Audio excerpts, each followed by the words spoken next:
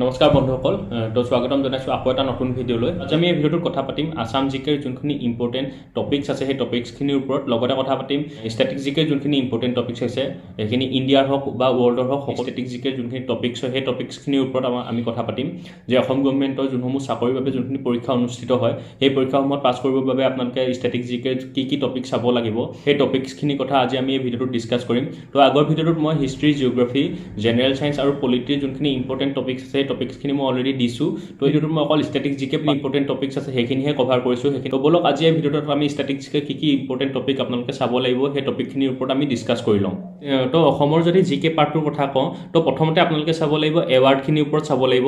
তো অসমত কি এৱাৰ্ডছ দিয়া হয় আৰু সেই এৱাৰ্ডছখিনি কোনে কোনে দিয়ে কেনেকৈ আৰু কি ফিল্ডত সেই এৱাৰ্ডছসমূহ দিয়া হয় সেইটোৰ ওপৰত চাব তো তাৰপিছত চাব স্পৰ্টছ পাৰ্চনেলিটিজ অফ আসাম তো স্পৰ্টছ পাৰ্চনেলিটিজ বুলি কওঁতে আপোনালোকে সেইকেইজন ব্যক্তিৰ ওপৰত বিশেষকৈ গুৰুত্ব দিব যিকেইজন ব্যক্তিৰ লগতে হৈ যোৱা কিবা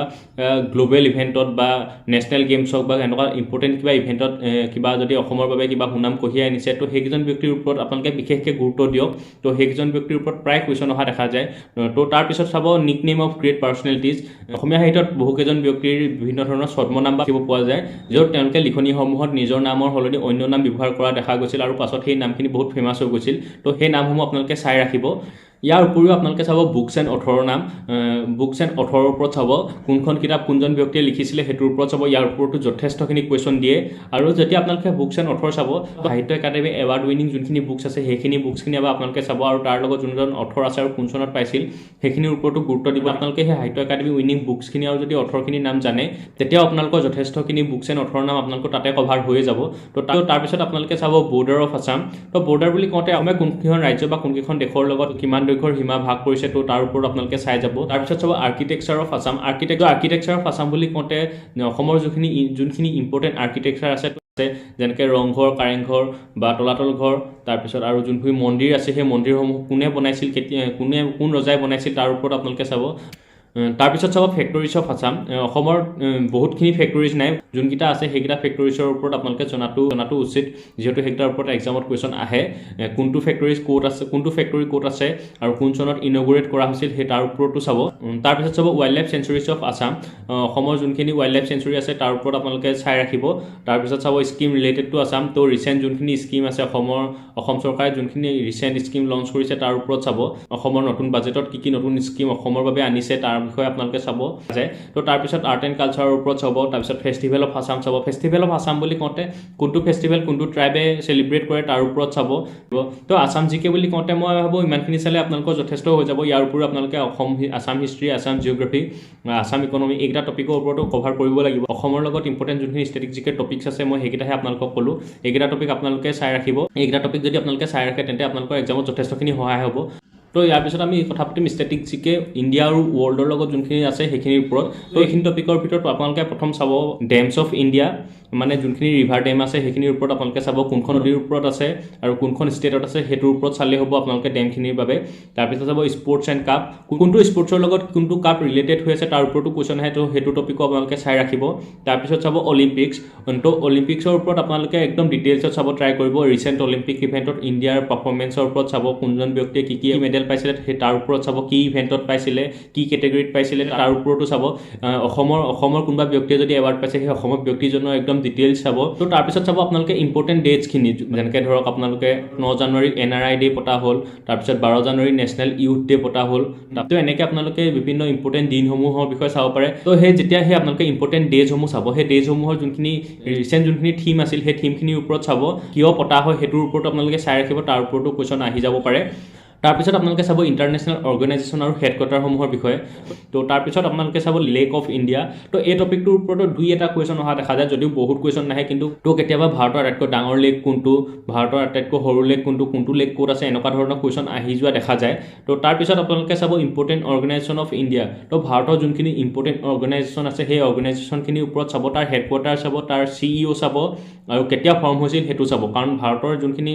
ইম্পৰ্টেণ্ট অৰ্গেনাইজেশ্যন আছে তাৰ ওপৰত যথেষ্ট কুৱেশ্যন অহা দেখা গৈছে তো তাৰপিছত আপোনালোকে চাব ৰিভাৰ বেংক চিটিজ মানে কোনখন নদীৰ কাষত কোনখন চহৰ আছে সেইটোৰ ওপৰত চাব তাৰপিছত আপোনালোকে ইণ্ডেক্স এণ্ড ৰেংকিং চাব আৰু কিহত কি ৰেংকিং পাইছে তাৰ ওপৰত কুৱেশ্যন আহে কেতিয়াবা তাৰপিছত চাব কাণ্ট্ৰি কেপিটেল কাৰেঞ্চি এইটো টপিকটোৰ ওপৰতো যথেষ্ট কুৱেশ্যন অহা দেখা যায় অসম ডাইৰেক্ট ৰিক্ৰুইটমেণ্টৰ এক্সামতো ইয়াৰ ওপৰত কুৱেশ্যন আহিছে চ' এই টপিককেইটাও আপোনালোকে চাই ৰাখিব তাৰপিছত চাব ইম্পৰ্টেণ্ট যোনখিনি সামিট হৈছে তো ৰিচেণ্ট যোনখিনি ইম্পৰ্টেণ্ট সামিট হৈছে সেইখিনি ক'ত হৈছে আৰু কোনখন দেশত হৈছিল আৰু তাৰ সভাপতিত্ব কোনে কৰিছিল তো সেই তাৰ ওপৰতো চাই ৰাখিব তাৰপিছত চাব superlative of India and world এই ছুপাৰলেটিভসমূহ চাব তো তাৰ লোকেশ্যনসমূহ মনত ৰাখিব চেষ্টা কৰিব কাৰণ তাৰ লোকেশ্যনসমূহৰ ওপৰতো কুৱেশ্যন অহা দেখা যায় তো তাৰপিছত আপোনালোকে চাব কণ্টিনেণ্টসমূহ চাওঁতে মই আগতে কৈছোঁ কণ্টিনেণ্টসমূহৰ বিষয়ে যেতিয়া চাব কণ্টিনেণ্টসমূহৰ যোনখিনি ফেক্ট আছে আৰু তাৰ যোনখিনি ফিচাৰ্ছ আছে তো সেইখিনিও আপোনালোকে চাই ৰাখিব তাৰ ওপৰত কুৱেশ্যন আহি যাব তাৰপিছত চাব কাণ্ট্ৰিজ এণ্ড দেয়াৰ পাৰ্লিয়ামেণ্ট আমি জানো যে ভাৰতৰ সংবিধানখনক সাংসদ কয় তো ঠিক তেনেদৰে বাকী যোনখিনি দেশ আছে তেওঁলোকৰো পাৰ্লিয়ামেণ্টক বিভিন্ন নামেৰে জনা যায় তো এই নামসমূহ আপোনালোকে চাই থ'ব তাৰ ওপৰতো কুৱেশ্যন আহি যাব তাৰপিছত চাব মিলিটেৰী এক্সাৰচাইজ অফ ইণ্ডিয়া তো ভাৰতে যোনখিনি মিলিটেৰী এক্সাৰচাইজ কৰে বেলেগ বেলেগ দেশৰ লগত তো সেইখিনি বিভিন্ন নামেৰে জনা যায় তো সেই নামখিনি আপোনালোকে চাব আৰু নামখিনি চোৱাৰ উপৰিও কোনখন দেশে সেইটো অৰ্গেনাইজ কৰিছিল কেতিয়াবা যদি ভাৰতে অৰ্গেনাইজ কৰে তেতিয়া কেতিয়াবা বেলেগ এখন দেশে অৰ্গেনাইজ কৰে তো সেই অৰ্গেনাইজ কৰা দেশখনৰ নামো আপোনালোকে চাই ৰাখিব তো তাৰপিছত চাব আপোনালোকে 5 ইয়াৰ প্লেন তো 5 ইয়াৰ প্লেন বুলি কওঁতে কোনটো 5 ইয়াৰ প্লেনত কি ছেক্টৰৰ ওপৰত বিশেষ গুৰুত্ব দিছিল এডুকেশ্যন পলিচি কোনটো 5 ইয়াৰ প্লেনত আহিছিল নেশ্যনেল হৰ্টিকালচাৰ মিছন কোনটো 5 ইয়াৰ প্লেনত আহিছিল তো এনেকুৱা কুৱেশ্যন বহুতখিনি সোমাই থাকে তো তাৰ ওপৰত চাব ট্ৰাই কৰিব তাৰপিছত আপোনালোকে চাব টাৰ্ম ইউজ ইন স্পৰ্টছ বিভিন্ন খেলত কি টাৰ্ম ইউজ হয় তাৰ ওপৰত চাব তাৰ পাছত আপোনালোকে চাব ৰিচেণ্ট বাজেটখন তো ৰিচেণ্ট যোনখন বাজেট দি গৈছে সেইখন বাজেটৰ ওপৰত চাব কিবা ইম্পৰ্টেণ্ট আছে যদি তাৰ বাবে ইউটিউবত ভিডিঅ' পাই যাব সেই ভিডিঅ'সমূহৰ পৰা চাব তাৰপিছত চাব এটমিক ৰিচাৰ্চ চেণ্টাৰ তো ভাৰতৰ যোনখিনি এটমিক ৰিচাৰ্চ চেণ্টাৰ আছে তো তাৰ সেই লোকেশ্যনসমূহ তাৰ চাই ৰাখিব যত্ন কৰিব তাৰপিছত চাব আপোনালোকে ক্লাছিকেল ডান্স অফ ইণ্ডিয়া তো ডান্স বুলি কওঁতে টোটেল কেইটা ক্লাছিকেল ডান্স আছে কোনখন ৰাজ্যৰ কোনটো ক্লাছিকেল ডান্স হয় তাৰ ওপৰত আপোনালোকে চাই ৰাখিব ইয়াৰ ওপৰতো বহুত কুৱেশ্যন আহে তো এইকেইটা আপোনালোকে চাই ৰাখিব তাৰপিছত চাব মাউণ্টেইন পাছেছ অফ ইণ্ডিয়া তাৰপৰা চাব নেশ্যনেল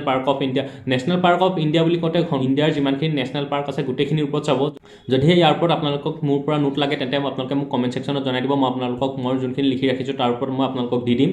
তো তাৰপিছত আপোনালোকে চাব ষ্ট্ৰেইট এণ্ড চেনেল তো ষ্ট্ৰেইট এণ্ড চেনেল বুলি কওঁতে কোনটো ষ্টেটে কোন দুখন